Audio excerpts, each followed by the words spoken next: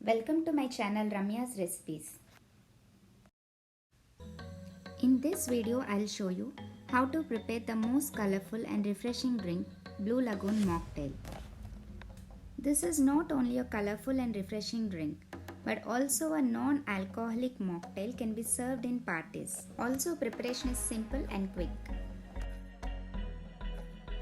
You can find Blue Curacao syrup in Amazon. Take a tall glass and add 15 ml lemon juice. Add 15 ml sugar syrup. Add 30 ml Blue Curacao syrup. Fill 3/4 of glass with ice cubes.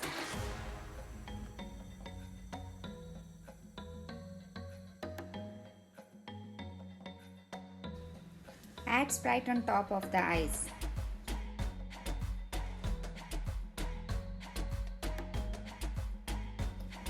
Now garnish with mint leaves and lemon wedge. Add straw to the drink.